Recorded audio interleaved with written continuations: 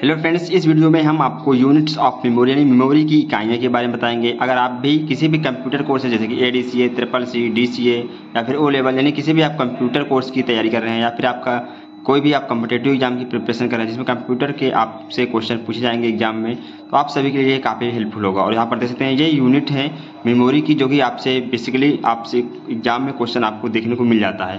तो जैसा कि आपको पता होगा, मेमोरी की जो इकाई है, यूनिट ऑफ मेमोरी, सबसे छोटी इकाई होती है बिट। और बिट यहाँ पर देख सकते हैं 0 और 1 यानी कि टू बाइनरी डिजिट होती है, यानी कंप्यूटर हमारा 0 या फिर 1 को समझता है। और यहाँ पर देखते हैं स्मॉल बी से हम बिट लिखते हैं और यहाँ पर कैपिटल बी बाइट है। बिट जो है सबसे छोटी इकाई होती है। एक बिट में यहाँ पर देख सकते हैं, यहाँ पर आप देखेंगे एक बाइट में 8 बिट होते हैं और एक बिट जो है वो 0 और 1 यानी कि टू बाइनरी डिजिट होती है। और एक निब्बल में 4 बिट होती हैं। तो आपको ये पता होना चाहिए कि एक निब्बल में कितने बिट होते हैं, 4 बिट होते हैं। एक बाइट में होते हैं 8 बिट। और यहाँ पर हमने आपको बताया कि 4 बिट में एक निब्बल, तो 8 बिट में 4 बिट में एक निब्बल है, तो 8 बिट में 2 निब्बल हो जाएंगे। तो एक बाइट में 2 निब्बल के बराबर होता है। और 1 किलो बाइट यानी कि KB, 1 KB में 1024 बाइट होता है।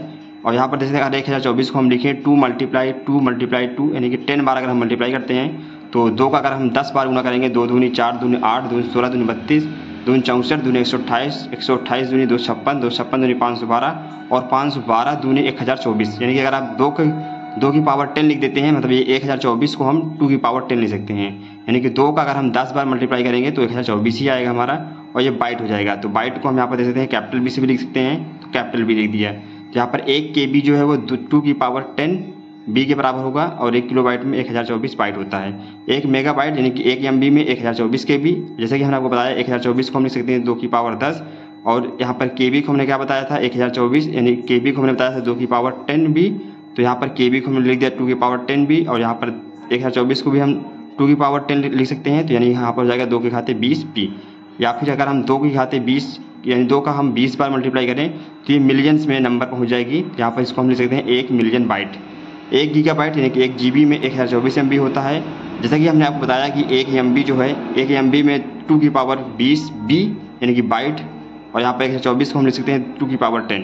तो 2 की पावर 10 इंटू 2 की पावर 20B, तो हो जाएगा 2 की घाते 30B। इसको हम लिख सकते हैं 1 बिलियन बाइट भी कह सकते हैं। अगर हम 2 को मल्टीप्लाई 30 बार करेंगे तो हमारी जो यहाँ पर नंबर होगा वो बिलियन में पहुँच जाएगा। तो इसको हम 1 बिलियन बाइट लिखेंगे। और यहाँ पर देखेंगे नेक्स्ट यहाँ पर है 1 TB यानी कि टेराबाइट। 1 TB में होता है 1024 GB।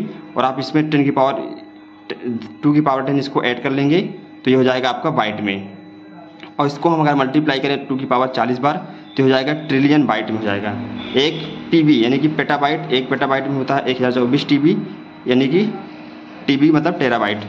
इसको अगर हम पावर में लिखेंगे 2 की पावर हो जाएगा 50B। 1 एक्साबाइट में होता है 1024 TB। इसको हम लिखेंगे 2 की पावर 60B। 1 जेटाबाइट में होता है 1024 EB। 1 YB यानी कि योटा बाइट में होता है 1024 ZB। इसको अगर लिखेंगे पावर में 2 की पावर 80B हो जाएगा। और 1 ब्रोटा बाइट होता है 1024 जोटा बाइट के यानी कि 2 की पावर 19B। और सबसे यहाँ पर बड़ी यूनिट होती जो है वो जियो बाइट होता है। और 1 जियो बाइट में 1024 ब्रोटा बाइट होता है यानी कि 2 की पावर 100 बाइट होता है। तो आपको पता हो गया होगा कि यहाँ पर जो मेमोरी की सबसे बड़ी इकाई है वो जियो बाइट है। और सबसे छोटी इकाई की बात करें तो यहाँ पर बिट है।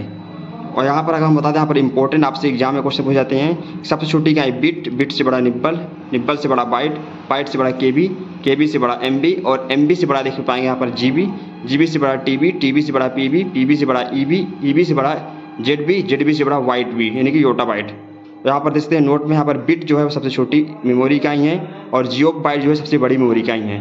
तो यहाँ हमने बहुत ही कम समय में आपको सारा कुछ बताने का प्रयास किया है। आई होप ये वीडियो आपको अच्छा लगा, और वीडियो आपको अच्छा लगा वीडियो लाइक एंड शेयर जरूर करिएगा। नेक्स्ट वीडियो किस टॉपिक पर पाना चाहते हैं ये भी आप कमेंट बॉक्स में जरूर बताएं।